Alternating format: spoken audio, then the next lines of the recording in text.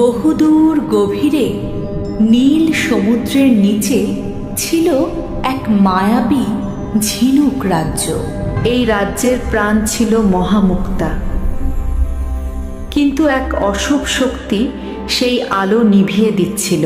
রাজ্যের আলো নিভে আসছে ঝিনুকমালা। মহামুক্তার কি হয়েছে বাবা? কালো স্রোত ফিরে এসেছে, সে আমাদের সব আলো কেড়ে নিবে।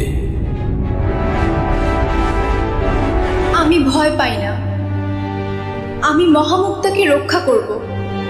কিন্তু পথ খুব বিপজ্জনক মা। আমাকে পারতেই হবে।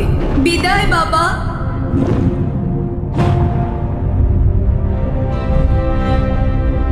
সেই অন্ধকারের উৎস খুঁজতে বেরিয়ে পড়ল রাজকুমারী।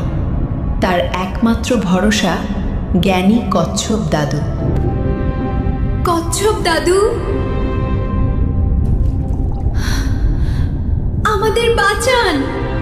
কালো স্রোত, সে আবার ফিরেছে। সে মহামুক্তার আলো নিভিয়ে দিচ্ছে। কালো স্রোত অন্ধকারকে ভালোবাসে না, সে আলোকেও ভয় পায় না। তবে সে কিসে ভয় পায়? সে ভয় পায় ভেতরের আলোকে, যা বাইরে থেকে দেখা যায় না। মানে? নিজের সাহসের উপর বিশ্বাস রেখো রাজকুমারী। অবশেষে ঝিনুকমালা সেই অশুভ শক্তির মুখোমুখি হল।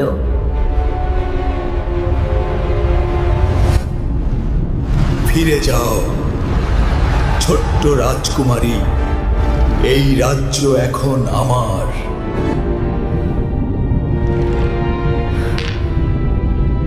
তুমি এই রাজ্যকে কেড়ে নিতে পারো না।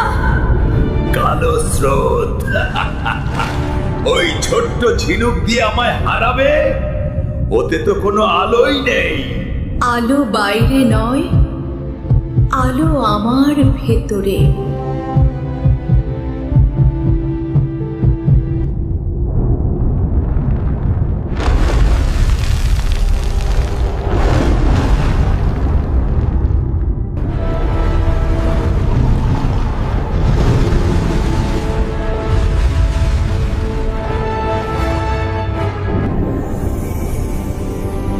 রাজকন্যার সাহসের আলো অশুভ শক্তিকে দূর করে দিল।